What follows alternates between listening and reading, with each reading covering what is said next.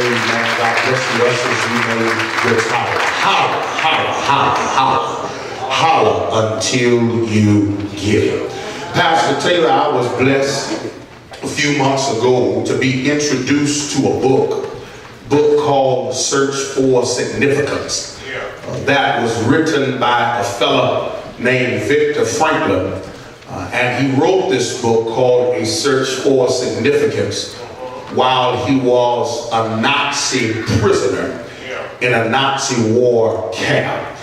The book was a national seller even when he was incarcerated, and upon his release, it was news reporters lined up all over the prison that wanted to interview this fellow by the name of Viktor Frankl, who wrote this book called A Search for Significance.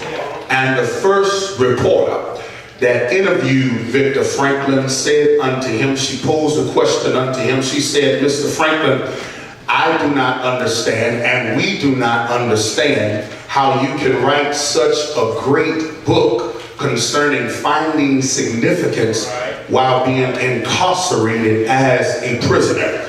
It appears to myself, and it appears to many of us, that you found your value as a prisoner. Tell us just where you are coming from in writing this book called A Search for Significance while being incarcerated. And Viktor Frankl responded by saying, well, it wasn't that I found my significance as a prisoner, but while being incarcerated, I was able to find my value inside of myself. Viktor Frankl said, when I looked within myself and discovered who I was, and when I looked at where I was able to discover that who I was did not match where I was.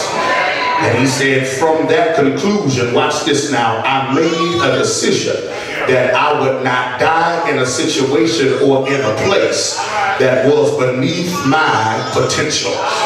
Viktor Frankl understood that his value, watch this now, was not predicated upon what was around him or what situation he was in, but he understood that his value was predicated upon what was on the inside. And I'm so glad that it's Youth Day, because I want our young people to know and understand that it is very important, if you are going to make it in this life, for you to know and understand who you are on the inside.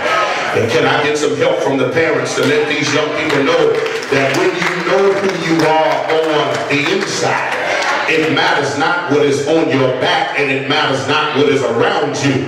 Watch this now, because what sense does it make for somebody in life to wear things on their back expressing someone else's identity and don't even know who they are on the inside? Have I got a witness here? Have I got some old school folks around this house that grew up in a home like mine, where your parents taught you that it matters not what you have on the outside? Can I tell you, cash, cars, clothes, and cosmetics do not determine your worth and your value. You must know and understand who you are on the inside. And when you know and understand who you are on the inside, you can rest assured in the fact that you have value, you have purpose, and you have identity, because you understand who you are on the inside. And have I got anybody in here that can get up on your feet and lift up your right hand and say, that's why I praise the way I praise, that's why I shout the way I shout,